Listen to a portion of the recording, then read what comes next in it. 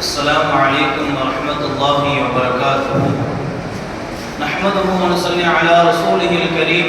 أما بعد فقد قال الله تعالى في القرآن العظيم وفي الفرقان المجيد بعد أعوذ بالله من الشيطان الرجيم بفضل بسم الله الرحمن الرحيم. وثيابك فطهر صدق الله مولانا العظيم. புகழும் புகழ்ச்சியும் இறைவனாகிய அல்லாஹ்விற்கு உரித்தாகட்டுமாக. அவனுடைய சலாமும் சமாதானமும் கண்மணி நாயகம் ரசூலுல்லாஹி ஸல்லல்லாஹு அலைஹி வஸல்லம் அன்னவர்களின் மீதும் அன்னவர்களின் நற்சுவற்றினை பின்பற்றி வாழ்ந்து மறைந்த உத்தம சத்திய சஹாபாக்கள், தாபிஈன்கள், தாபிஈன்கள், நாதாக்கள், ஷஹதாக்கள், சாலிஹீன்கள் இன்னும் நம் அனைவர் மீதும் என்றென்றும் நின்று நிலவட்டுமாக. ஆமீன். கண்ணியத்திற்குரியவர்களே, அல்லாஹ் சுப்ஹானஹு வ தஆலாவுடைய மகத்தான கருணையினால் 25ஆம் தராவீஹுடைய தொழுகையை தொழுதுவிட்டு இங்கே அமரக்கூடிய தௌஃபீக்கினை கொடுத்திருக்கின்றான். அல்ஹம்துலில்லாஹ். இன்று ஓதப்பட்ட இறை வசனங்களிலிருந்து அல்லாஹ் சுப்ஹானஹு வ தஆலா நிறைய விஷயங்களை நமக்கு படிப்படியாக சொல்லி காட்டுகிறான். குறிப்பாக நபி ஸல்லல்லாஹு அலைஹி வஸல்லம் அவர்கள் சொன்னார்கள், இன்று ஓதப்பட்ட முதல் சூரா, முதல் ரக்காயத்தில் ஓதப்பட்ட முதல் சூரா சூரத்துல் முல்க், தபாரக்கல்லதி என்று ஆரம்பிக்கக்கூடிய அந்த சூராவை பற்றி நபி அவர்கள் சொன்னார்கள், இந்த சூராவை யார் தினமும் இரவு ஓதி வருவாரோ அவருக்கு கபருடைய வேதனை விட்டும் பாதுகாக்கப்படும் என்பதாக நபி ஸல்லல்லாஹு அலைஹி வஸல்லம் அவர்கள் சொன்ன ஹதீஸ் இருக்கிறது. அப்படிப்பட்ட மகத்துவமிக்க ஒரு சூரா என்று ஓதப்பட்டது. அதனை தொடர்ந்து வரக்கூடிய ஒவ்வொரு சூறாவும் மிக சிறந்த ஒரு சூறா தான். அதனை தொடர்ந்து வரக்கூடிய சூறாக்களில் ஒன்றுதான் சூரா அல்-முத்தத்திர். இந்த சூறாவில் நபி ஸல்லல்லாஹு அலைஹி வஸல்லம் அவர்களை பார்த்து ஒரு வார்த்தையை சொல்லுகிறான். வஸியாபக ஃபதஹிர். நபியை பார்த்து அல்லாஹ் சொல்லுகிறான், உங்களுடைய ஆடையை நீங்கள் தூய்மைப்படுத்துவீராக என்பதாக அல்லாஹ் சுப்ஹானஹு வ தஆலா நபியை பார்த்து அல்லாஹ் சொல்லி காட்டுகிறான். இஸ்லாத்தில் சுத்தம் என்பது மிகப்பெரிய ஒரு விஷயம். சுத்தத்திற்கு இடம் கொடுக்கின்ற, சுத்தத்திற்கு கவனம் கொடுக்கிற விஷயத்தில் வேறு எந்த ஒரு விஷயத்திலும் இஸ்லாம் கொடுக்கவில்லை. அந்த அளவிற்கு சுத்தத்தின் மீது மிக கவனமாக இருக்கிறது இஸ்லாம். அந்த இஸ்லாத்தில் இருக்கக்கூடிய நாம் எந்த அளவிற்கு சுத்தமாக இருக்கின்றோம் என்பதை நாம் யோசித்து பார்க்க வேண்டும். நபி ஸல்லல்லாஹு அலைஹி வஸல்லம் அவர்கள் பல சமயங்களில் இந்த சுத்தத்தை பற்றி சொல்லி இருக்கிறார்கள், தண்டிக்கவும் செய்திருக்கிறார்கள், எச்சரித்து கூறியிருக்கிறார்கள். ஹஸரத் ஜாபீர் ரலியல்லாஹு அவர்கள் சொல்லி காட்டுகிறார்கள், எங்களிடம் நபி ஸல்லல்லாஹு அலைஹி வஸல்லம் அவர்கள் வருகை தந்தபோது எங்களிடம் இருந்த ஒரு மனிதர் தலையை சீவாமல் பரட்டையாக இருந்தார்கள். இந்த நிலையை கண்டு நபி அவர்கள் கேட்டார்கள், நீங்கள் உங்களுடைய தலையை சரி செய்வதற்கு தேவையானவற்றை நீங்கள் பெற்றுக்கொள்ளவில்லையா என்பதாக கோபமாக கேட்டார்கள். அதனை தொடர்ந்து இன்னொரு மனிதர் தன்னுடைய ஆடை அழுக்காக இருந்தது. இதனை கண்டு நபி ஸல்லல்லாஹு அலைஹி வஸல்லம் அவர்கள் சொன்னார்கள், உங்களுடைய ஆடையை கழுவதற்கு தேவையானவற்றை நீங்கள் பெற்றுக்கொள்ளவில்லையா என்று கேட்டார்கள். அதாவது நீங்கள் சுத்தமாக இருக்க வேண்டும், நல்ல முறையில் இருக்க வேண்டும் என்பதைத்தான் நபி அவர்கள் கேள்வியாக கேட்டிருக்கிறார்கள். இந்த அளவிற்கு நபி ஸல்லல்லாஹு அலைஹி வஸல்லம் அவர்கள் சொல்லி இருக்கிறார் என்று சொன்னால், ஹஸரத் அபூ ஹுரைரா ரலியல்லாஹு அன்ஹு அறிவிக்கக்கூடிய ஒரு ஹதீஸ், நபி ஸல்லல்லாஹு அலைஹி வஸல்லம் அவர்கள் சொன்னார்கள், சபிக்கப்படக்கூடிய 2 விஷயங்களை விட்டும் நீங்கள் தவிர்த்து கொள்ளுங்கள். யார் அந்த 2 விஷயங்களை செய்வார்களோ அவர்கள் மக்களால் சபிக்கப்படுவார்கள் என்பதாக நபி ஸல்லல்லாஹு அலைஹி வஸல்லம் அவர்கள் சொன்னார்கள். யார் அந்த இருவர்? முதலாவது நபி ஸல்லல்லாஹு அலைஹி வஸல்லம் அவர்கள் சொன்னார்கள், மக்கள் நடந்து போகின்ற நடைபாதையில் அசுத்தம் செய்பவன். இரண்டாவது யார் என்று சொன்னால், நிழல் தரக்கூடிய மரங்களில் யார் அசுத்தம் செய்வார்களோ அவர்கள் மக்களால் சபிக்கப்படுவார்கள். இந்த 2 நபர்களும் சபிக்கப்படுவதற்கு தகுதியானவர்கள் என்பதாக நபி ஸல்லல்லாஹு அலைஹி வஸல்லம் அவர்கள் சொல்லி காட்டினார்கள். இப்படி பல சமயங்களில் சுத்தமாக இல்லை என்று சொன்னால், அசுத்தம் செய்தால் நபி அவர்கள் மிகவும் கண்டித்து இருக்கிறார்கள். ஒரு கல்லூரியில் மாணவர்களுக்கும் அந்த கல்லூரியுடைய பேராசிரியர்களுக்கும் இடையில் ஒரு கலந்துரையாடல் நடக்கிறது. இந்த நிலையில் அந்த ஆசிரியர் அந்த மாணவர்களிடத்தில் கேட்கிறார்கள், உங்களுடைய மதம் அல்லாது வேறு எந்த மதத்துடைய அம்சம் உங்களுக்கு பிடித்தமானதாக இருக்கிறது என்பதாக மாணவர்களை பார்த்து அந்த ஆசிரியர் கேட்கிறார். பெரும்பாலான மாணவர்கள் இஸ்லாத்தை பற்றி சொல்லுகிறார்கள், எனக்கு இஸ்லாத்தில் இந்த விஷயம் பிடிக்கும், இந்த விஷயங்கள் பிடிக்கும் என்பதாக ஒவ்வொரு மாணவர்களாக சொல்லுகிறார்கள். மாணவி அந்த ஆசிரியரிடத்தில் சொன்னார், என்ன சொன்னார் என்று சொன்னால், ஒரு பாலைவனத்தில் உருவான ஒரு மதம், ஒரு பாலைவனத்தில் உருவான ஒரு மதம் சுத்தத்திற்கு இவ்வளவு முக்கியத்துவம் கொடுப்பது எனக்கு மிகவும் ஆச்சரியமாக இருக்கிறது என்பதாக அந்த மாணவி சொல்லி காட்டினார்கள். ஆம், உண்மையில் அதுதான். இஸ்லாம் அந்த அளவிற்கு சுத்தத்தை எதிர்பார்க்கிறது. நாம் தொழுகிறோம் என்று சொன்னால் நமக்கு உடல் சுத்தம், உடை சுத்தம் சுத்தமாக இருக்க வேண்டும். ஒழு இல்லை என்று சொன்னால் தொழுகை இல்லை, தொழுகை இல்லை என்று சொன்னால் சொர்க்கம் இல்லை. இந்த அளவிற்கு சுத்தத்தை இஸ்லாம் நமக்கு வலியுறுத்தி சொல்கிறது. நாம் அப்படி சுத்தமாக இருந்தோம் என்று சொன்னால், அதிகப்படியான நேரங்களில் நாம் பர்ஃபெக்டா சுத்தமாக இருந்தோம் என்று சொன்னால் 3 பலன் நமக்கு இஸ்லாம் நமக்கு தருகிறது. 3 பலன். முதலாவது பலன் என்னவென்று சொன்னால், அல்லாஹ்வுடைய நேசம் நமக்கு கிடைக்கிறது. அல்லாஹ் சுப்ஹானஹு வ தஆலா தன்னுடைய குர்ஆனில் சில நபர்களை நான் நேசிக்கிறேன் என்பதாக சொல்கிறான். சில நபர்களை நான் நேசிக்கிறேன். அந்த வரிசையில் அல்லாஹ் சொல்லக்கூடிய வார்த்தை, இன்னல்லாஹ யுஹிப்புத் தவ்வாபீன் வ யுஹிப்புல் முத்தத்ஹிரீன். அல்லாஹ் இரு மனிதர் இணைத்து சொல்கிறான். யார் அந்த இருவர் என்று சொன்னால், முதலாவது அல்லாஹ் நேசிக்கக்கூடிய முதல் நபர் யார் என்று சொன்னால், தௌபா செய்பவர்.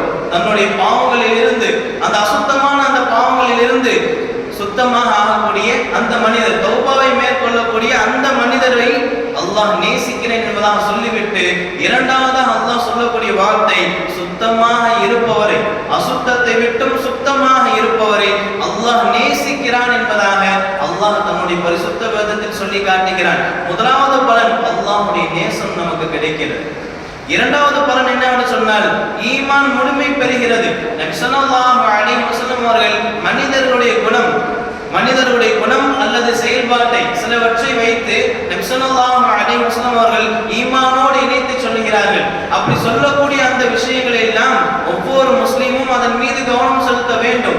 அப்படி நாம் செலுத்தி அதை செய்கிற பொழுது, அதை பின்பற்றுகிற பொழுது ஈமான் பரிபூர்ணமாக ஆகிடும், ஈமான் முழுமை பெறும்.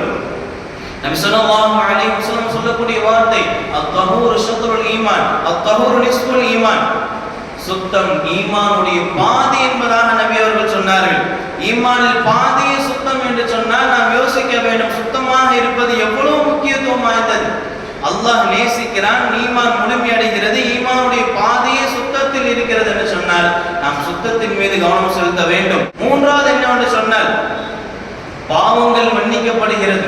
நபி ஸல்லல்லாஹு அலைஹி வஸல்லம் அவர்கள் ஒரு ஹதீஸில் சொல்லி காட்டினார்கள், ஒரு முஸ்லிம் ஒழு செய்தால், முகத்தை கழுவினால், அந்த தண்ணீரோடு அல்லது அந்த தண்ணீருடைய கடைசி சொட்டோடு அவன் கண்கள் செய்த பாவங்கள் வெளியேறிவிடும். அந்த தண்ணீரோடு அல்லது அந்த தண்ணீரோட கடைசி சொட்டோடு அவன் கண்கள் செய்த பாவங்கள் வெளியேறிவிடும் என்பதாக சொன்னார்கள். அதனை தொடர்ந்து நபி ஸல்லல்லாஹு அலைஹி வஸல்லம் சொன்னார்கள், அவன் தன்னுடைய கைகளை கழுவினால், அவன் தன்னுடைய இரு கைகளை கழுவினால் கைகள் செய்த பாவங்கள் எல்லாம் வெளியேறிவிடும் அந்த தண்ணீரோடு. அவன் கால்களை கழுவினால், ஒழு செய்யும் போது தன்னுடைய கால்களை கழுவினால் அவன் கால்கள் செய்த பாவங்கள் அந்த தண்ணீரோடு வெளியேறிவிடும். இறுதியாக அந்த மனிதன் பாவத்திலிருந்து பரிசுத்தமானவனாக, சுத்தமாக்கப்பட்டவனாக வெளியேறுகிறான் என்பதாக நபி ஸல்லல்லாஹு அலைஹி வஸல்லம் அவர்கள் சொல்லி காட்டினார்கள். இப்படி 3 பலன் நமக்கு கிடைக்க வேண்டும் என்று சொன்னால், 3 பலன் என்னது?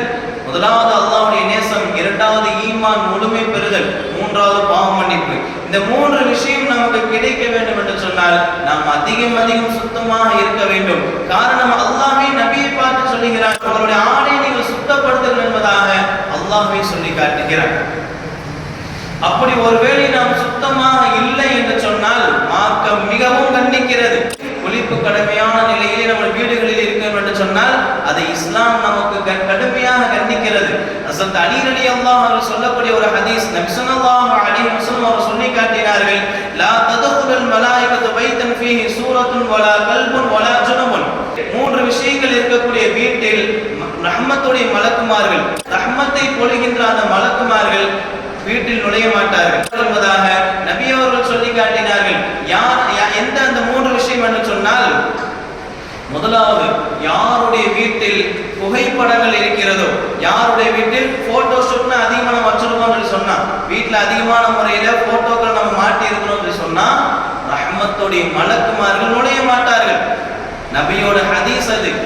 இரண்டாவது, யாருடைய வீட்டில் நாய் இருக்கிறதோ, பாதுகாப்பு என்ற அடிப்படை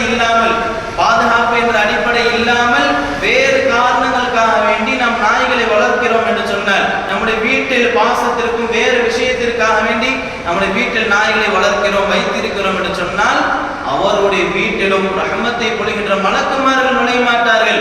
நபியுடைய வார்த்தை அது. மூன்றாவதாக சொல்லக்கூடியது மிகவும் முக்கியமானது. யாருடைய வீட்டில் குளிப்பு கடமையான நிலையில் ஒரு மனிதர் இருக்கிறார் என்று சொன்னால் அவருடைய வீட்டிலும் ரஹமத்தை பொழிகின்ற மலக்குமார்கள் நுழைய மாட்டார்கள் என்பதாக நபி ஸல்லல்லாஹு அலைஹி வஸல்லம் அவர்கள் சொல்லி காட்டினார்கள். இந்த நிலையில் நாம் யோசித்து பார்க்க வேண்டும். நாம் சுத்தமாக இருப்பதை வைத்துதான் மார்க்கம் நமக்கு மிகப்பெரிய ஒரு அந்தஸ்தை கொடுக்கிறது. அதே நிலையில் நாம் அசுத்தமாக இருக்கிறோம் என்று சொன்னால் மார்க்கம் மிகவும் நம்மை கண்டிக்கிறது. நபி ஸல்லல்லாஹு அலைஹி வஸல்லம் அவர்கள் சொன்னார்கள், ஒருவர் குளிப்பு கடமையான நிலையில் அவர் குளிக்கிறார். அந்த குளிப்பின் போது ஒரு ரோமத்தின் அளவு, ஒரு முடியின் அளவு நிலையவில்லை என்று சொன்னால், கழுகப்படாமல் விட்டு விட்டார் என்று சொன்னால் நரகத்தில் இன்னென்ன வேதனை ஏற்படும் என்பதாக, நரகத்தில் இன்னென்ன வேதைகள் கொடுக்கப்படும் என்பதாக நபி ஸல்லல்லாஹு அலைஹி வஸல்லம் அவர் சொல்லி காட்டிய போது அலி ரலியல்லாஹு அன்ஹு சொல்கிறார்கள், நான் அந்த விஷயத்திற்கு பயந்து என்னுடைய தலை முழுவதையும் நான் சிரைத்து விட்டேன், நான் மொட்டையடித்து விட்டேன் என்பதாக ஹஸரத் அலி ரலியல்லாஹு அன்ஹு அவர்கள் சொல்லி காட்டினார்கள். இந்த அளவிற்கு முக்கியமான சுத்தம் என்பது நாம் குளிப்பு கடமையாக இருக்கக்கூடிய சமயத்தில் முழுமையான முறையில் நாம் குளிப்புடைய கடமையை நிறைவேற்ற வேண்டும். முழுமையான முறையில் குளிக்க வேண்டும்.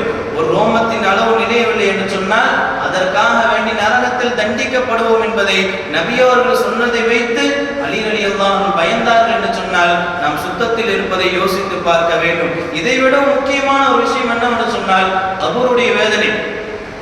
நாம் சரியான முறையில் சுத்தமாக இல்லை என்று சொன்னால், அசுத்தத்துடைய நிலையில் நாம் இருக்கிறோம் என்று சொன்னால் அதற்காக வேண்டி கபரில் வேதனை செய்யப்படும். ஹஸரத் ஆயிஷா ரலியல்லாஹு அன்ஹா அவர்கள் சொல்கிறார்கள், என்னிடத்தில் ஒரு யூத பெண்மணி வந்தார்கள்.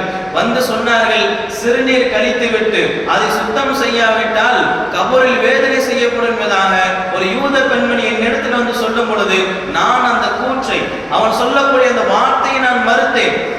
மீண்டும் அந்த யூத பெண்மணி சொன்னால், நான் சொல்வதுதான் உண்மை, அதனால் தான் நாங்கள் என்ன செய்கிறோம் என்று சொன்னால் சிறுநீர் பட்ட அந்த இடத்தை நாங்கள் துண்டித்து விடுகிறோம் என்று சொல்கிறார்கள், நாங்கள் கத்தரித்துக் கொள்கிறோம் என்று சொல்கிறார்கள். இந்த நிலையில் தொழுகைக்கான சென்றிருந்த நபி ஸல்லல்லாஹு அலைஹி வஸல்லம் ஒரு வருகை தருகிறார்கள். ஆயிஷா ரலியல்லாஹு அன்ஹா சொல்கிறார்கள், எங்களுக்குள் சப்தம் அதிகமாகிவிட்டது, எனக்கும் அந்த யூத பெண்மணிக்கும் இடையில் சப்தம் அதிகமாகிவிட்டது. இந்த நிலையை கண்டு நபி ஸல்லல்லாஹு அலைஹி வஸல்லம் அவர்கள் என்னிடத்தில் விசாரிக்கிறார்கள்.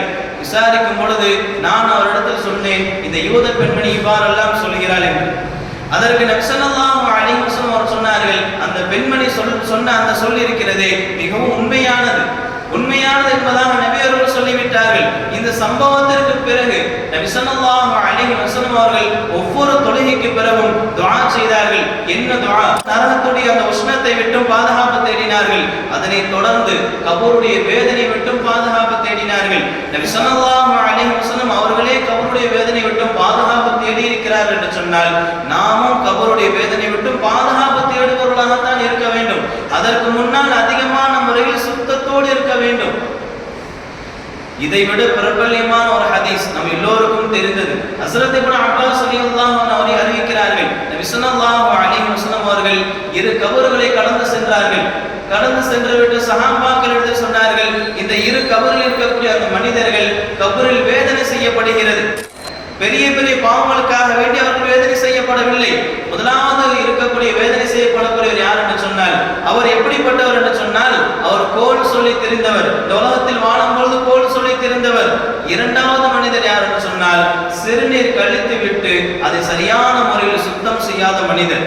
இந்த இரண்டு மனிதர்களுக்கு கபரில் வேதனை செய்யப்படுகிறது என்பதாக சஹாபாக்களிடத்தில் நபி ஸல்லல்லாஹு அலைஹி வஸல்லம் அவர்கள் சொல்லி காட்டினார்கள் என்று சொன்னால் நாம் யோசித்து பார்க்க வேண்டும். சுத்தமாக அதிகமான முறையில் இருக்க வேண்டும். இதைவிட முக்கியமான ஒரு விஷயம் என்னவென்று சொன்னால் நாம் மிகவும் கவனக்குறைவான ஒரு விஷயம், நாம் சுத்தத்தில் கவனக்குறைபாடாக இருந்து நாம் ஒழு செய்து விட்டு தொழுகைக்கு வருகிறோம் என்று சொன்னால் அதனுடைய தாக்கம், நாம் அசுத்தமான இருக்கக்கூடிய நிலையில் நாம் தொழுகைக்கு வருகிறோம் என்று சொன்னால் அதனுடைய தாக்கம் இமாம் வரையும் சென்றடையும் என்பதாகவும் இருக்கிறது. நபி ஸல்லல்லாஹு அலைஹி வஸல்லம் அவர்கள் ஒரு நாள் சஹாபாக்களுக்கு மத்தியில் ஃபஜ்ர் தொழுகை நடத்துகிறார்கள். அந்த தொழுகையில் சூரா ரூம் என்ற அத்தியாயத்தை ஓதுகிறார்கள். அந்த கிராத் ஓதும் பொழுது கிராத் கண்ணியம் ஏற்படுகிறது. இதனை அடுத்து சிறப்பான முறையில் தொழுகை முடிக்கிறார்கள். முடித்துவிட்டு சஹாபாக்கள் மத்தியில் சொல்கிறார்கள், நம்மோடு தொழக்கூடிய அந்த மனிதர்களுக்கு என்ன கேடு ஆயிற்று, அவர் சுத்தம் இல்லாமல் இருக்கிறார்கள். இன்று நமக்கு ஏற்பட்ட சந்தேகத்திற்கு காரணம் அந்த சுத்தம் இல்லாத மனிதர்கள் தான் என்பதாக நபி ஸல்லல்லாஹு அலைஹி வஸல்லம் அவர்கள் சொல்லி காட்டினார்கள். ஆனால் இன்று எப்படி இருக்கிறது சொன்னார், ஒருவேளை இமாம் வந்து தப்பா ஓதிட்டாரு இல்ல திக்கிட்டாரு அப்படின்னு சொல்லி சொன்னா இமாம் தான் குறை சொல்லுவாங்க. பின்னாடி இருக்கக்கூடிய மக்மூன் பொதுமக்களுக்கும் ஏதாவது ஒரு குறை இருக்கிறது, அதன் காரணமாக தான் இமாமுக்கும் ஏதாச்சும் ஒரு குறை ஏற்படும். சுத்தமாக இருப்பது மிகவும் அவசியமானது. இஸ்லாம் நமக்கு வலியுறுத்தி சொல்லக்கூடிய ஒரு விஷயம். வேறு எந்த விஷயத்திலும் இந்த லெவலுக்கு வலியுறுத்தி சொல்லவில்லை. காரணம், நபி அவர்கள் ஈமானுடைய பாதி சுத்தம் என்பதாக சொல்லி இருக்கிறார்கள். அந்த வகையில் நாம் என்ன செய்ய வேண்டும்? அல்லாஹ்வே நபியை பார்த்து நீங்கள் தூய்மையாக இருங்கள், உங்களுடைய ஆடையை சுத்தப்படுத்துங்கள் என்று சொல்லியிருக்கிறார் என்று சொன்னால் நாம் என்ன செய்ய வேண்டும் என்றால் சுத்தமாக இருக்க வேண்டும். சுத்தமாக இருப்பதுதான் மிகவும் அவசியம். இஸ்லாத்தில் இருக்கக்கூடிய நாம் இஸ்லாம் வலியுறுத்துகின்ற ஒவ்வொரு விஷயத்தையும் நாம் செய்பவராகத்தான் இருக்க வேண்டும். அந்த விஷயத்தில் நாம் கவனமாக இருக்க வேண்டும். வல்ல ரஹ்மான் தௌஃபீக் செய்வானாக. சுத்தத்தோடு இருக்கக்கூடிய நல்ல பாக்கியத்தை நம் அனைவருக்கும் தந்தர் புரிவானாக. வாஹ்ரு தஅவானா அல்ஹம்துலில்லாஹி ரப்பில் ஆலமீன். அஸ்ஸலாமு அலைக்கும் வரஹ்மத்துல்லாஹி வபரகாத்துஹு.